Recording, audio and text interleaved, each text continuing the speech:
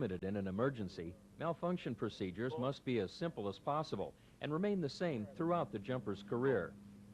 In addition, malfunction procedures should form a continuous chain of actions without interruptions requiring complex mental processes. Deactivating handles for the parachute system should be standardized for everyone. This method best meets the criteria of simple procedures and continuous chain of actions. With one hand on the reserve ripcord before breakaway, the problem of locating and pulling the handle under stress is avoided. Since vision is one of our strongest senses, whichever method is used, the eyes are firmly fixed on the handles during the breakaway. This enables the jumper to stay focused on finding and pulling the handles to successfully complete the emergency procedure. An arched body position during the breakaway contributes to a clean and reliable reserve deployment. Pull the reserve as soon as practical after the breakaway.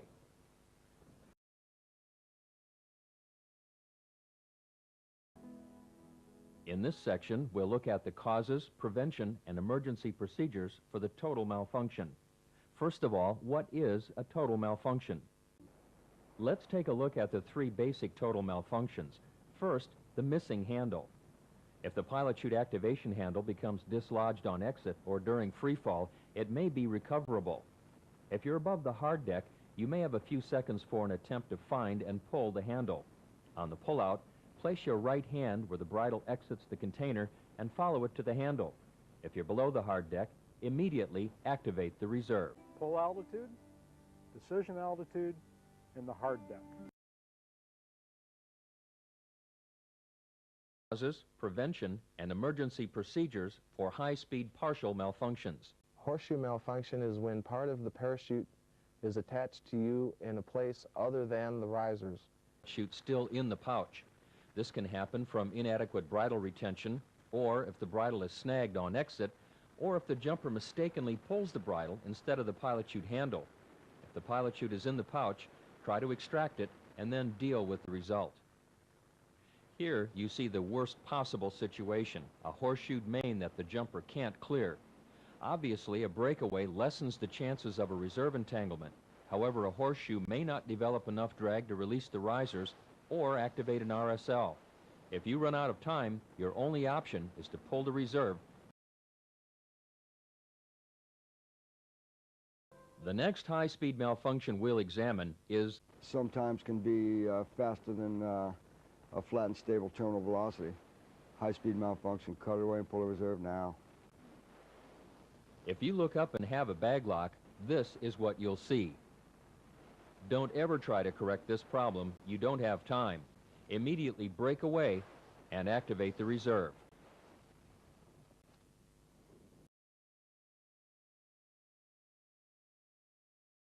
A streamer and a slow opening are closely related and are high-speed, time-critical situations. A streamer occurs when the opening sequence stops with the main out of the bag. If the canopy is not developing, the problem is probably not correctable. Cut away and pull the reserve. This is what you'll see if you have a streamer. Notice that the slider is not visible, which indicates opening rather than a streamer. You'll see the slider fully spread with 4 distinct line groups from the risers to the slider grommets. Maintain altitude awareness, and if the canopy doesn't open, cut away and pull the reserve no lower. Both rear risers must be pulled down evenly while maintaining a symmetrical body position to avoid a rapid turn on it. If your canopy normally opens slow, riser or release system is very rare. However, it does happen. If you have a failure, you'll know about it right away. Obviously, there's no way to fix this problem. Immediately break away and activate the... This starts with an understanding of what happens both physically and mentally when you face the stress of dealing with a malfunction. In extreme cases, fright and panic may cause an individual to momentarily freeze or react in a disorganized manner. During a malfunction, these factors, combined with jumper indecision, add up to a recipe for disaster. During the deployment, mentally focus on your planned response to a malfunction at each moment. If you observe the opening process for immediate indications of a problem, you'll be ready with emergency procedures 100 feet. higher than normal. Quite uncommon with ram airs, the line over is occurring with increasing frequency. During your canopy check, a line over will be quite obvious. Normally, the rate of descent will be arrested to a great extent. If sufficient altitude is available and the canopy is somewhat stable, you may be able to pull down and release the line group on the small side and clear the line over. On the other hand, this malfunction may require an immediate breakaway and reserve activation. Remember, the first priority is to break away and pull the reserve. If you have time, pull with stability to improve reserve opening reliability. Use the hard deck to establish your priorities. A zero porosity canopy, coupled with the high-speed deployment and sloppy packing, can cause more than canopy damage. Tension knots are probably one of the most common ram air malfunctions. If the canopy opens in a hard turn, there's a good chance you have a problem with the lines. In some cases, the toggles can be used to straighten out the turn while you evaluate the situation. Here you can see the knotted lines on the left preventing that side from fully opening, although the rate of descent is drastically reduced. Since the tension knots are caused by line loading, you will probably not be able to clear this malfunction, and you'll need to break away and activate the reserve.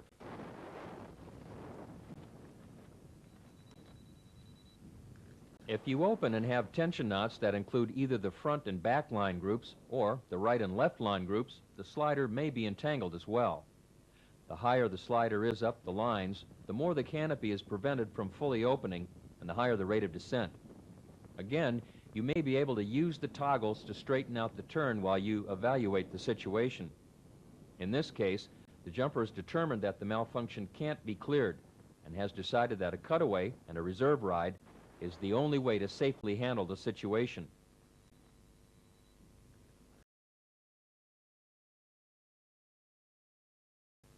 Another very common malfunction is due to gear not being proper. A nose-to-tail split is a major structural failure. This canopy's bottom skin has failed next to the seam which carries the suspension line loads. Although the canopy is flying straight, you can see the leading edge is deformed in front of the failed area. A damaged canopy is probably safe to land if it's stable, can be steered, can be flared, and has a safe rate of descent. Carefully monitor your altitude to make sure you stay above the hard deck while you evaluate the canopy's controllability. When you check the handling, make sure the canopy is well behaved during slow flight and during the flare, since you need to do both to land. Although a control problem will be quite evident, determining that the rate of descent is safe for landing may be difficult. If you're jumping a canopy with a high wing loading, it's probably not a good idea to land it. In any event, if there clearly is a problem or any doubt exists, break away and activate the reserve. At first glance, a broken line might be hard to spot, especially if it doesn't seem to immediately affect the canopy's flight characteristics. That's why it's always important to do a controllability and flare check after opening. If you suspect something is not quite right, a closer inspection should reveal the problem. This broken outer A line is affecting the canopy during the flare, and the jumper has decided to go to Plan B. Remember, if you doubt you can safely land your main, break away and use your reserve. If you have a broken line that's not critical, the flight characteristics of the canopy may seem barely affected at all. In fact, if you jump a docile canopy with a light wing loading, you may not notice any significant change in flight characteristics. In this case, since the canopy is controllable and flares, the jumper has decided to land it. If a steering line is broken, it may be possible to steer and flare using the rear risers, although this might not be a good idea with highly loaded canopies.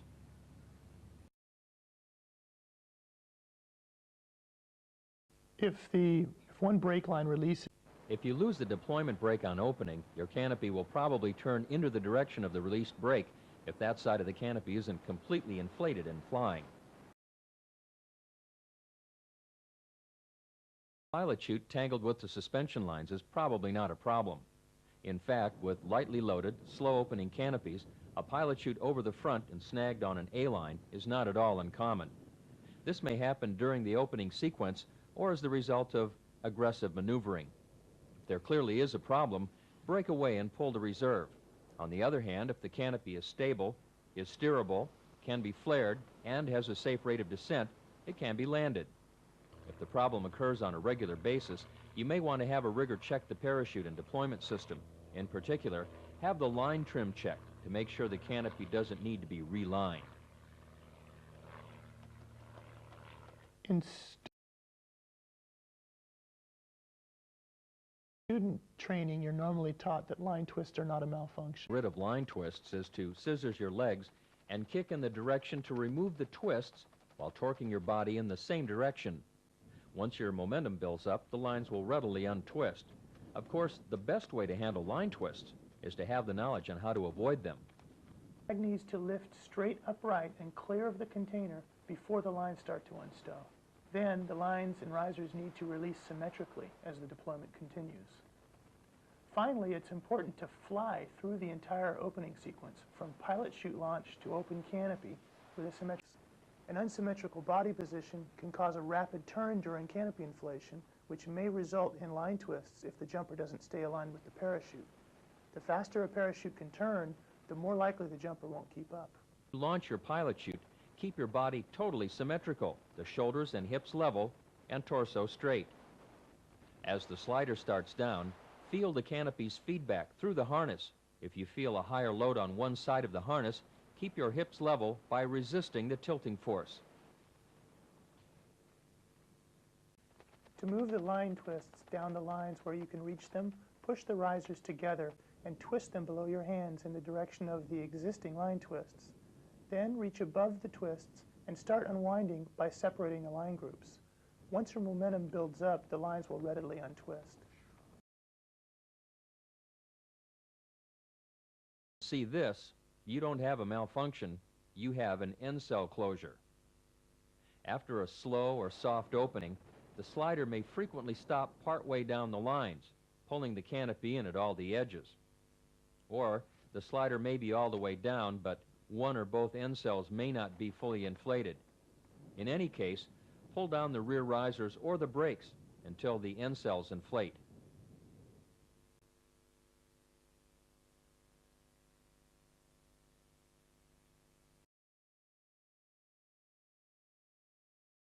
The issues concerning the reserve static line. To break away and save yourself, you pull the cutaway handle, then you pull the reserve. The reserve static line is simply a lanyard connecting one or both main canopy risers to the reserve ripcord. In the event of a successful breakaway where sufficient drag is created by the main canopy, the release risers and RSL will probably activate the reserve, using a quick release to disconnect the RSL if so desired. Or near simultaneous deployment may cause both the main and a biplane is a likely result. The biplane may be fully developed after the main opens, or may result from the reserve opening as it trails behind the jumper. In any event, if the top of the leading edge of the rear canopy is below the trailing edge of the front canopy, the likely result is a biplane. Both canopies will be flying in the same direction, with one behind the other. Releasing the front canopy of a biplane is not recommended, since there is a high probability of the risers fouling the other canopy. Do not flare either canopy for landing. Although the rate of descent will probably be quite slow, even with small, highly loaded canopies, be prepared to do a PLF. If the taller of the two canopies opens in back of the shorter canopy, a side-by-side is the likely result. In fact, the side-by-side is likely to develop any time the top of the leading edge of the rear canopy is above the trailing edge of the front canopy. In a stable side-by-side, both canopies will be flying in the same direction with one beside the other. The main is the taller of the two canopies in a side-by-side. The main risers pass in back of the reserve risers. If the side-by-side isn't stable or controllable, the two canopies are not tangled, and if time and altitude permits, disconnect any RSL and cut away the main canopy. On the landing, don't flare either canopy and be prepared to do a PLF. If the main deploys second and has line twists, the result may be a downplane. This situation is most likely to happen when the reserve is fully open and the main is trailing behind the jumper. In a downplane, both canopies are flying away from each other and toward the ground at a high rate of descent. This is a high-speed situation requiring immediate action. Disconnect any RSL and cut away the main. To the many variables involved, the results of a simultaneous deployment are somewhat unpredictable. Testing has shown that although in most instances, both canopies will open successfully, occasionally a simultaneous deployment could result in an entanglement. If this occurs, try pulling the risers, lines, or toggles to resolve the situation. Be cautious about immediately cutting away the main, since this may complicate the situation. Is possibly a skydiver's greatest fear. Fortunately, canopy relative work jumpers have developed emergency procedures for both wraps and entanglements. If the lower jumper releases first, his lines and risers may recoil upward and tangle with the top jumper. When the two parachutes are entangled with each other, it's best if the upper jumper cuts away first. If you have a collision and find yourself at 500 feet or lower under the two parachutes away, so you clearly communicate what you want done. Hey, where did you come from?